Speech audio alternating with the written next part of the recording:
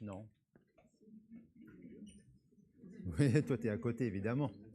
Hein? Bah oui, j'ai démuté. Hein. Bon, petit réglage technique. Le temps 2.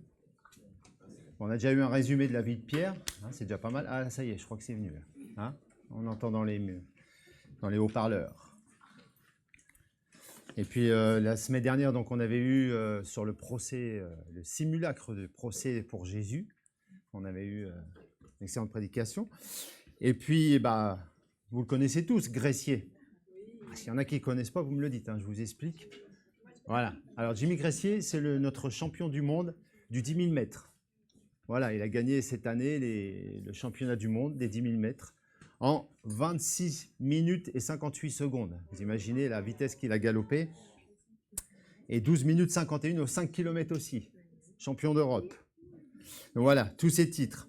Alors, tout ça pourquoi? Parce que je suis quelqu'un qui aime la course à pied, que je pratique maintenant en strict loisir. Je ne cherche plus les performances, mais quand j'ai préparé cette prédication, donc sur Matthieu 26, puisqu'on continue, hein, on revient un petit peu en arrière, puisqu'on va parler de avant le reniement et après le procès, avant que Jésus soit crucifié. Eh bien, Pierre va renier Jésus, on l'a vu tout à l'heure. Et donc, on va revenir un petit peu là-dessus. Et puis, du coup, je me suis posé la question, je me suis dit, tiens, ça serait intéressant parce que je compare un petit peu cette vie de Pierre à un coureur de fond. Et je me suis dit, qu'est-ce qu'un coach mental, puisque j'ai jamais bénéficié d'un coach mental, qu'est-ce qu'il dirait à ce genre de personnage avant la course à pied, avant le jour du départ, le jour où il va se lancer pour une certaine distance? Qu'est-ce que le coach lui dirait en dernier conseil pour aller rentrer dedans dans le vif du sujet? Donc voilà. Voici ce qu'un coach en préparation mentale dirait à un athlète d'élite dans les dernières minutes avant de se présenter sur la ligne de départ. L'objectif à ce moment précis n'est plus d'apprendre ou de s'entraîner, mais de sécuriser la confiance, focaliser l'attention et gérer l'activation physiologique. On va voir que tout ça, ça rentre aussi par rapport à Pierre. Le brief d'avant-course, ici et maintenant. Alors, regarde-moi, respire, c'est le moment que tu as construit jour après jour, kilomètre après kilomètre. Et Pierre a dû en faire des kilomètres avec Jésus. Tout le travail est fait, la forme est là, le plan est solide et ton corps sait exactement quoi faire. Tu n'as plus rien à prouver, tu as juste à exécuter. Reconnecte-toi avec tes sensations.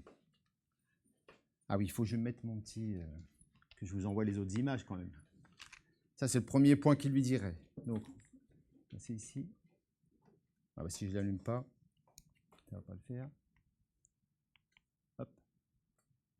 À gauche ou à droite? Ah, voilà. Bon. Premier point, reconnecte-toi avec tes sensations. Ne cherche pas à fuir le stress ou le pic d'adrénaline. C'est ton carburant. C'est le signe que ton corps est prêt à exploser de puissance. Waouh, c'est pas mal ça, hein? Prends une grande inspiration. Sans l'ancrage de tes pieds dans le sol, tu es fort, tu es stable. Essayez d'imaginer tout ce que Pierre peut penser à ce moment-là.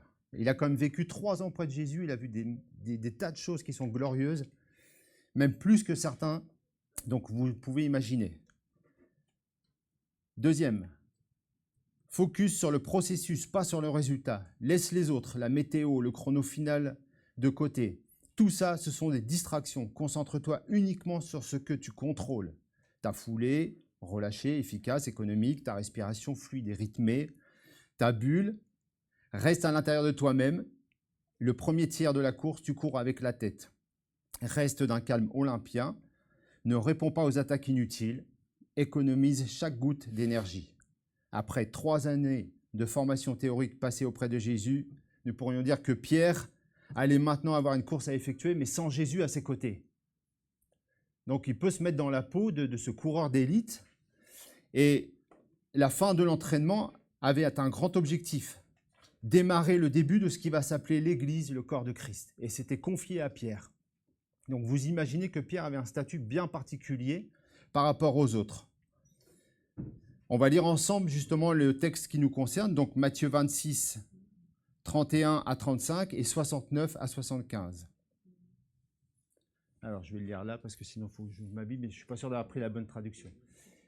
Jésus leur dit alors, « Cette nuit, ce qui m'arrivera vous ébranlera dans toute votre foi.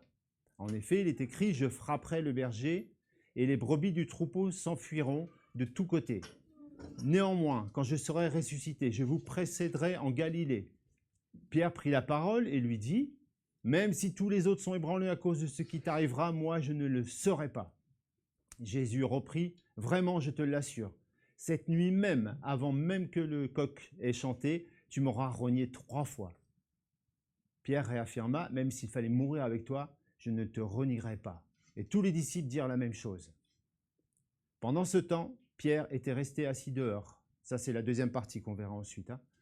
Pierre est resté assis dehors dans la cour intérieure. Une servante s'approcha et lui dit, « Toi aussi, tu étais avec Jésus le Galiléen. » Mais Pierre le nia en disant devant tout le monde, « Je ne vois pas ce que tu veux dire. » Comme il se dirigeait vers le porche pour sortir, une autre servante l'aperçut et dit à ceux qui étaient là, « En voilà un qui était avec Jésus de Nazareth. » Il le nia de nouveau et il jura, « Je ne connais pas cet homme. » Après un petit moment, ceux qui se tenaient dans la cour s'approchèrent de Pierre et lui dirent, « C'est sûr, toi aussi tu faisais partie de ces gens-là. C'est évident, il suffit d'entendre ton accent. » Alors Pierre se mit à dire, « Je le jure, et que je sois maudit si ce n'est pas vrai, je ne connais pas cet homme. » Et aussitôt un coq chanta. Alors Pierre se souvint de ce que Jésus lui avait dit, « Avant que le coq chante, tu m'auras renié 3 fois. » Il se glissa dehors et se mit à pleurer amèrement. Pas terrible la fin, ça fait peur. Alors, la première chose qu'on va pouvoir dire, c'est que Pierre, il est comme un miroir pour nous. Oui, Luc 22, 31, on le verra tout à l'heure, il s'est affiché un peu vite, j'ai dû zapper ça sur mon PowerPoint. Mais la première chose, on peut déjà s'identifier avec Pierre. Pourquoi c'est un miroir comme nous? Eh bien, il est une figure représentative de l'Église. Et justement, dans Luc 22, versets 31 et 32, il nous est dit ceci. Simon, c'était le premier nom de Pierre. Fais attention, Satan vous a réclamé pour vous passer tous au crible comme on secoue le blé pour le séparer de la balle. Mais moi j'ai prié pour toi, afin que ta foi ne vienne pas à te manquer, et toi, le jour où tu seras revenu à moi, fortifie tes frères. Donc là, on voit clairement que Jésus s'adresse à Pierre. Mais en s'adressant à Pierre, quand il dit Satan, il ne dit pas Satan t'a réclamé. Il dit Satan vous a réclamé. Donc il met Pierre en évidence parce qu'il avait dit à Pierre ailleurs, on y viendra tout à l'heure, mais il a dit à Pierre, il a dit à Pierre qu'il ferait tuer Pierre et sur cette pierre je bâtirai mon église.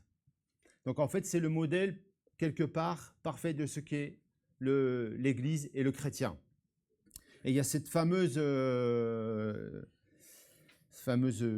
en latin, là, je ne sais plus comment on dit, justus et peccator, qui veut dire juste et pécheur à la fois.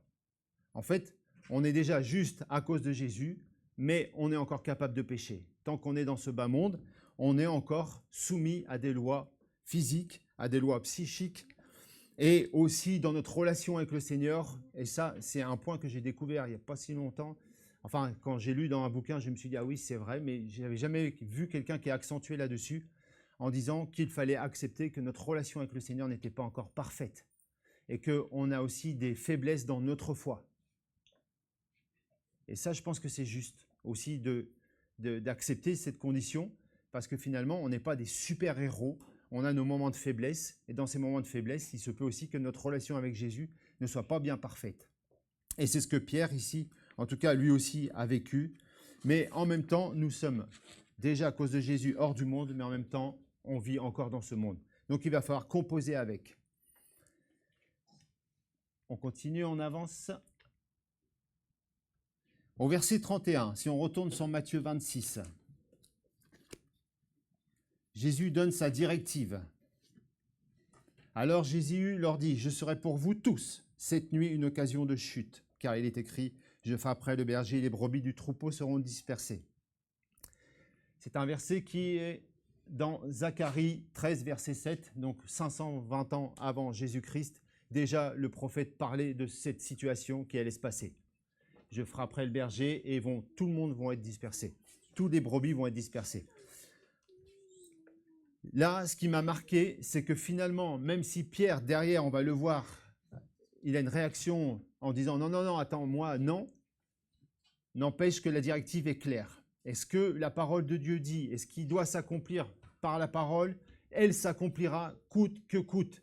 Que vous vouliez ou que vous ne vouliez pas que la parole s'accomplisse parce qu'elle ne vous convient pas, elle s'accomplira. On y reviendra tout à l'heure. Mais en tout cas, ça c'est le premier point à retenir, c'est que les directives de Jésus sont claires. Il ne tourne pas autour du pot, il ne dit pas peut-être, mais si vous faites ceci, mais si vous faites cela. Il y a une conduite du plan de Dieu qui est juste et qui s'accomplira coûte que coûte, malgré nous, j'ai envie de dire. Alors, la réaction de Pierre. Dans Luc 22, c'est la même chose que Matthieu 26, sauf que c'est dit autrement. Ce n'est pas tout à fait les mêmes mots et pas tout à fait les mêmes circonstances, enfin, presque la même circonstance qui nous est donnée, comme s'il y avait eu Luc met un accent particulier sur le discours de Jésus avec Pierre d'une manière autrement. Par exemple, Satan vous a réclamé pour vous crier comme du blé, vous ne le trouverez pas dans Matthieu, mais vous allez le trouver dans Luc. Et là, regardez, j'ai bien aimé cette version. C'est Pierre qui réagit, lui dit « Je suis prêt à aller avec toi en prison et à la mort. » Matthieu 16, 22, Pierre le prit à part et lui mit des reproches. « Que Dieu t'en préserve, Seigneur, cela ne t'arrivera pas. » Ça, c'est un autre moment. Juste après que Pierre ait eu la révélation de qui était Jésus et qu'il a dit à Jésus, tu es le Christ, le Fils du Dieu vivant, à ce moment-là, Pierre est mis en avant puisqu'il est dit, et moi je te dis que tu es Pierre et sur cette pierre je bâtirai mon église. Peu de temps après, Jésus annonce sa mort et déjà là, Pierre, il n'est pas trop... Il n'est pas d'accord avec ça, il n'est pas d'accord avec ce projet de mort. Alors, il dit déjà là à Jésus qu'il n'est pas d'accord avec ça. Et regardez ce que Jésus fait une fois qu'il lui dit. Jésus se retournant lui dit « Arrière, Satan, éloigne-toi de moi. Tu es un obstacle à ma mission, car tes pensées ne sont pas celles de Dieu, ce sont des pensées toutes humaines. » Je ne sais pas comment j'aurais réagi si j'avais été à la place de Pierre. C'est-à-dire que là, Pierre, quelque part, il court presque au secours de Jésus. « Ah, Jésus, tu as un moment de faiblesse, un petit moment d'égarement, mais écoute, ça ne va pas se faire, ce que tu dis là. On vient de vivre des années glorieuses avec toi, on t'a vu faire des choses. Vraiment, comment tu peux dire que tu vas mourir? Si tu es, comme tu viens de me le révéler, le Christ, le Fils du Dieu vivant, le Messie. Et en Israël, à cette époque-là, dire « je suis le Messie », c'était celui qui allait délivrer Israël de tous ses ennemis et qui allait prendre le règne global de toute l'humanité. Donc vous imaginez, dans la tête de Pierre, pour lui, Jésus, il est tout puissant. Donc comment Jésus peut dire « mais je vais mourir » ? Est-ce que Dieu peut mourir? C'est ça aussi quelque part, en réflexion théologique. Est-ce que Dieu peut mourir? Puisque Jésus est Dieu. Donc vous imaginez toute la réflexion pour Pierre, mais ce n'est pas possible. Et Jésus le reprend. Et il va mettre en évidence. Et c'est pour ça que, après, j'aime bien cette version, où finalement Pierre, avant de lui dire à la mort, il lui dit en prison. Il atténue un peu le propos, il essaye de se dire, bon, ce coup-ci, au mieux, la prison, au pire, la mort. Mais Seigneur, je suis prêt à tout faire pour toi, hein. Tout, absolument tout. Hein. La prison, la mort, tout ce que tu veux. Mais il ne faut pas que tu meurs, ça, c'est pas possible. Ou sinon, je meurs avec toi. Et là, on voit quand même que c'est compliqué pour lui. C'est compliqué parce que dans Matthieu 16, 18, je vous l'ai lu tout à l'heure, et moi je déclare, tu es Pierre, sur cette pierre j'édifierai mon église, contre laquelle la mort ne pourra rien. Donc vous voyez, Pierre était donné comme un modèle et un petit peu le chef du truc, de tous les apôtres et tout ça. Donc pour lui, c'était pas possible qu'il en arrive là. C'était pas possible que maintenant Jésus l'abandonne à ce moment-là. D'autant plus que si vous vous mettez concrètement dans la peau de Pierre, imaginez tout le parcours de Pierre. J'ai essayé de faire de manière chronologique le parcours de Pierre. On l'a vu tout à l'heure. il était en train de pécher quand Jésus l'a appelé. Jésus se révèle à lui, il lui dit sa première directive, tu seras pêcheur d'hommes. Pierre devient l'un des 12 apôtres. Il est souvent cité en premier dans les listes des apôtres, ce qui en fait une figure centrale parmi les disciples. Donc il était mis très en avant. C'est lui qui sort de la barque, il marche sur les eaux avec Jésus. Il a de l'audace, mais aussi une fragilité déjà par ses doutes, parce qu'il a commencé à couler et Jésus a dû venir à son secours. C'est lui qui donnera la première confession de qui est Jésus. Tu es le Christ, le Fils du Dieu vivant. À la suite de quoi Jésus fera une déclaration qui est devenue nôtre. Tu es Pierre et sur cette pierre, je bâtirai mon église. Parce que la deuxième pierre dont il est parlé ici, je bâtirai mon église, c'est nous. Pietra, en grec. Tu es Pétros. Et sur cette Pietra, je bâtirai mon église. Donc ça, c'est nous. Il vivra la transfiguration de Jésus. Il a vu Jésus transfiguré. Il a vu Moïse, Élie. Là, on est dans le domaine surnaturel, vous imaginez ? 2 personnages de l'histoire de l'Ancien Testament qui d'un coup apparaissent aux yeux de Pierre et ils le reconnaissent. Donc, imaginez. Et ça, il n'y avait que Jean et Jacques qui étaient avec lui. Il n'y avait pas tous les autres apôtres. Donc, il avait une prééminence par rapport aux autres. Et il a vécu aussi avec Jésus. Et même tout à l'heure, le dessin animé le disait. Il a vu toutes sortes de miracles. Il a vu toutes sortes de guérisons. Il a vu des milliers de démons chassés. Il a vu la résurrection de la fille Jairus et celle de Lazare. Il a vu des morts ressuscités. Moi, je n'ai jamais vu ça de mes yeux. Je ne sais pas si vous avez déjà vu ça, mais moi, jamais. J'aurais voulu voir ça. Mais lui, il l'a vu. Donc, et en plus, la fille de Jairus, parce que Lazare, il y avait tout le monde, mais la fille de Jairus, il a pris de nouveau Jean, Jacques et lui. Donc vous imaginez, il a vécu tout ça. Et donc maintenant il se dit, bon ok, c'est pas possible, quoi. On va pas s'arrêter là. Moi j'ai vu toute la puissance que tu as déployée, Jésus, c'est pas possible. Ok, tu m'as dit que j'allais devenir celui sur lequel tu allais commencer l'église. Donc j'ai une place prééminente par rapport aux autres, mais quand même, il faut qu'on continue, il faut qu'on avance, et puis tu vas me donner ce rôle. Alors, je pense que pour revenir à l'idée du coaching, la première chose qu'on avait vue, c'était reconnecte-toi avec tes sensations, l'adrénaline, la force. Eh bien forcément, Pierre, il les a vécues. Donc, fort de toutes ces expériences, ce n'est pas possible que ça se termine ainsi. On peut passer outre. Allez, Jésus prend la victoire autrement que par cet acte de faiblesse. Le deuxième, le focus sur le processus, non sur le résultat. D'accord, il y aura résurrection, parce que ça, c'est le résultat de la mort de Jésus.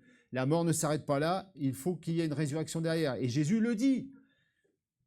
Je vais mourir, mais je vais ressusciter. Mais ils n'entendent pas, je vais ressusciter. Pour eux, c'est je vais mourir. Alors, Pierre, au vu de tout ce qu'il a vécu, il se dit, il faut continuer dans cette dynamique. Pas de grain de sable, ce n'est pas possible. Le processus, c'est que ton royaume doit venir. Tu dois prendre la victoire sur ce monde déchu et rétablir toutes choses. Comme je ne sais pas comment ça va arriver, on continue d'avancer, Jésus. Mais là, il y avait encore un autre conseil que ChatGPT m'a donné pour un coureur d'élite.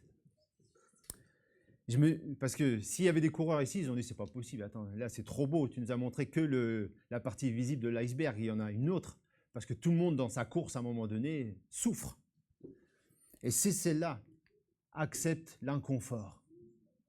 C'est inévitable. Alors, je vous lis le conseil qu'il donne. Tu sais que ça va devenir dur à un moment. C'est normal. C'est le territoire des champions. Quand la douleur va arriver, ne lutte pas contre elle. Accueille-la comme preuve que tu donnes tout. C'est là que ton mental prend le relais. Tu as déjà traversé 100 fois ça à l'entraînement, tu es programmé pour tenir. Waouh, c'est beau, hein, Accepte l'inconfort, et c'est précisément ici que Pierre a manqué. La mort et la résurrection faisaient partie du plan de préparation pour réussir la course. Jésus l'a fait dans le jardin de Gethsémane, il a accepté l'inconfort. Non pas ma volonté, mais la tienne, Seigneur.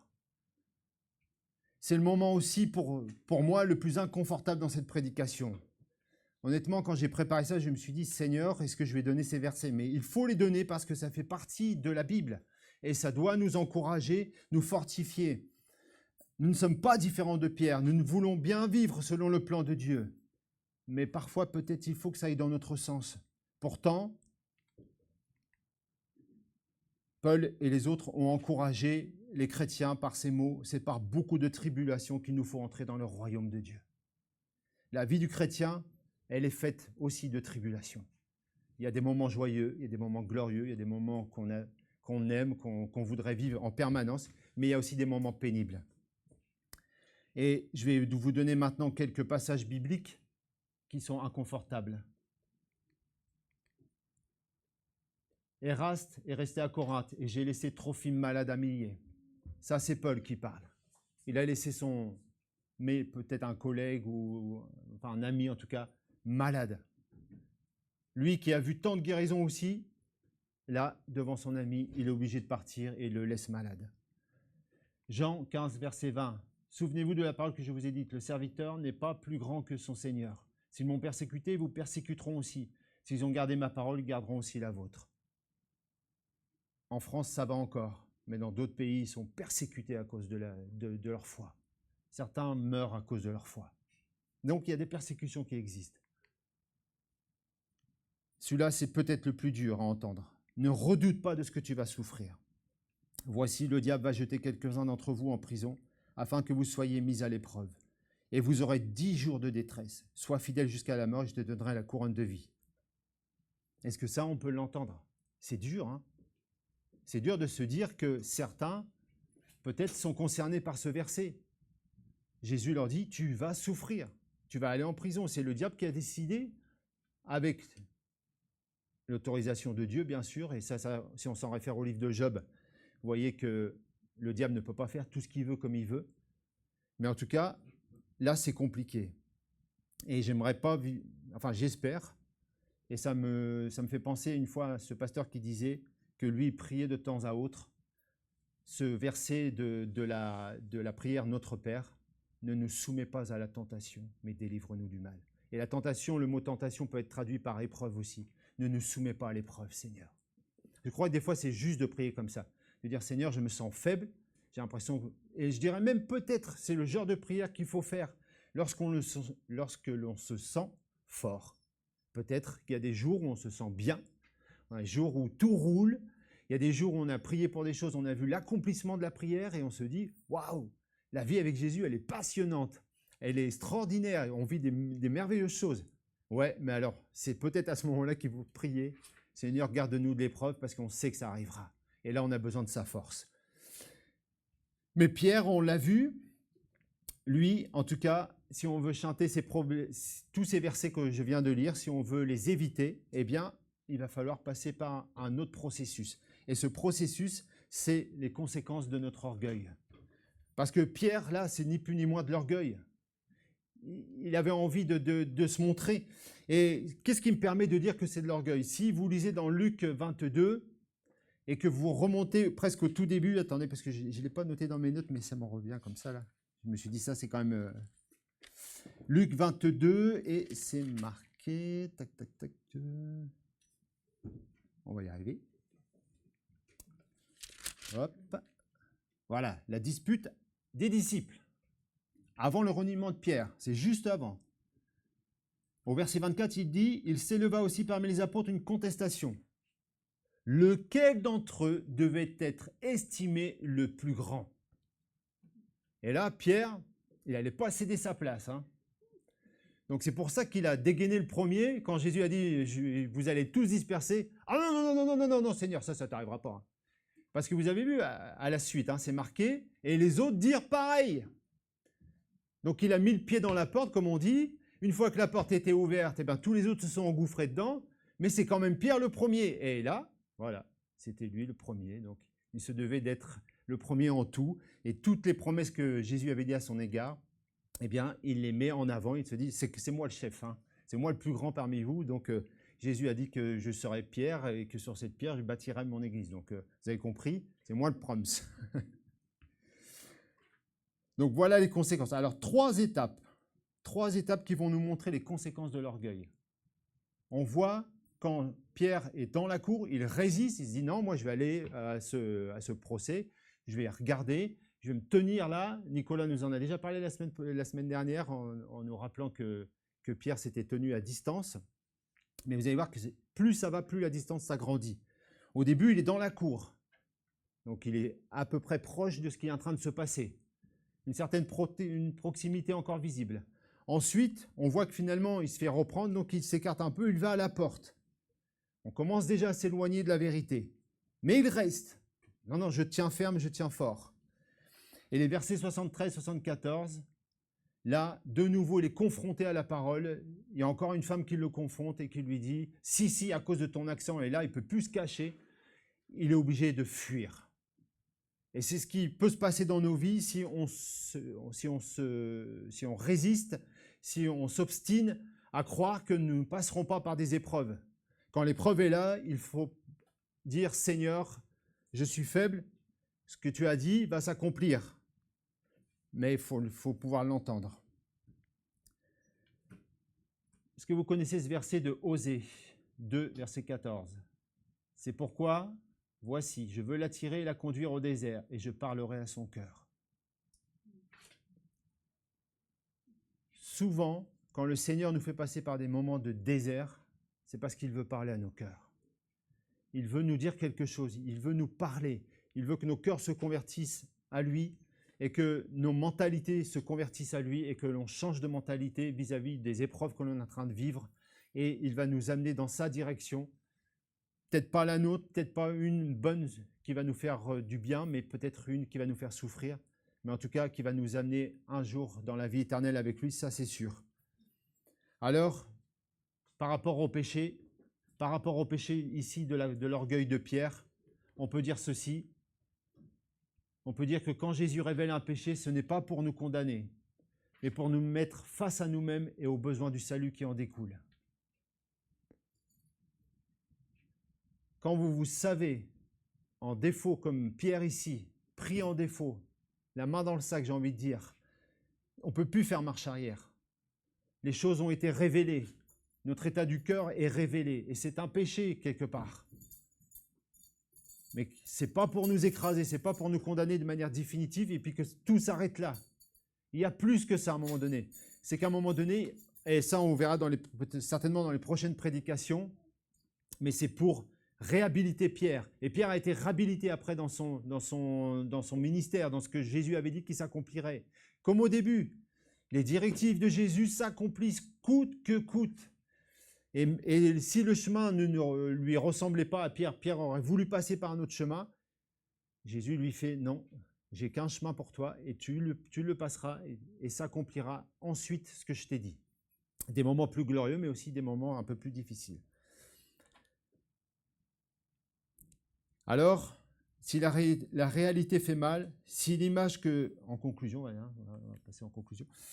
Si l'image que nous nous sommes faits sur nous-mêmes, sur ce que l'Évangile peut nous apporter, est biaisée par des fausses croyances, pour ne pas dire la chair, que nous nous sommes construites en faisant fi des versets qui parlent des combats dans cette vie, et Dieu sait qu'il y en a, reste que quel que soit le chemin que tu passes, Jésus prie pour toi.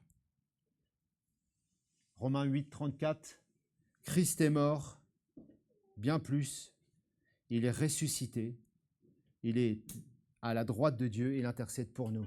Et si on revient sur Luc 22,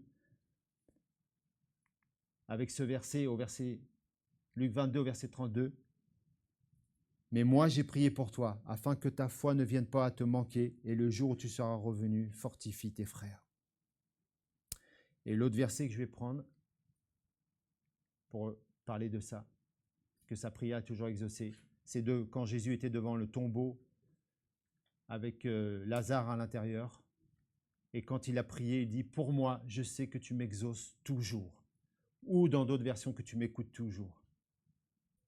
Dieu exauce toujours Jésus. Et qu'est-ce que Jésus a prié à notre égard? Certainement la même prière qu'il a priée pour Pierre. Quand Jésus était devant le Père, il a dû dire « Père, je te prie pour que chaque membre de l'église de l'EPDE qui va traverser des difficultés, qui va traverser des épreuves, je te prie que sa foi ne défaille point. Je te prie qu'il le traverse. Et je te prie que tout ce qu'on a prévu pour lui s'accomplisse comme c'était prévu. » Il est toujours exaucé. Retenez ça, Jésus est toujours exaucé. La prière qu'il a faite pour toi, elle sera exaucée. Il n'y a pas de doute. Nous, on peut prier des fois pour des situations et notre prière n'est pas exaucée. Parce que comme je vous l'ai dit au début, il se peut que des fois, nous avons des manquements dans notre relation avec le Père. Nous avons des manquements dans notre foi. Elle n'est pas arrivée à un stade où tout ce que nous disons s'accomplit parce qu'on est dans la volonté parfaite du Père. Il y a des moments de doute, il y a des moments où on a choisi un peu notre camp, on a envie de faire la volonté qu'on veut. Il y a peut-être le diable qui nous susurre à l'oreille des choses en disant « Mais enfin, tu ne peux pas vivre ça. T'es un enfant de Dieu, t'as été racheté par Jésus, c'est pas possible que tu vives ça. Secoue-toi, fais quelque chose. » Et au lieu de se dire « Mais Seigneur, je ne sais pas quoi faire, montre-moi, aide-moi dans la prière à savoir comment prier pour cette situation. » Au lieu de prier ainsi, parfois, on prend ces mots que le diable va utiliser et on lui dit « Oui, tu as raison, c'est vrai, je mérite mieux que ça quand même. » Donc notre relation n'est pas parfaite. Et c'est pourquoi il vaut mieux s'appuyer sur Jésus que sur nous, en se disant « Maintenant que je suis chrétien, maintenant que je connais quelques versets de la Bible, que je connais peut-être même certains sujets, que je les ai approfondis, que j'ai une bonne doctrine, que je suis capable de tas de choses, il n'en demeure pas moins que tu demeures un homme et que tu demeures quelqu'un qui est encore avec des états de faiblesse. » Et vous savez, Pierre, après la résurrection de Jésus, mais là c'est beaucoup plus loin, c'est dans les Galates, Paul a été obligé encore de le reprendre dans son attitude parce qu'il s'est mal comporté, encore une fois. Encore une fois, il a eu un moment de faiblesse et il n'a pas su résister. Voilà, je voulais donc vous laisser là-dessus, en tout cas, retenez ça. S'il y a un reniement, il y a aussi la volonté de Dieu derrière. Et ce reniement n'est pas la fin, parce que Jésus prie pour nous, pour qu'on tienne bon jusqu'au bout. On va finir par la prière.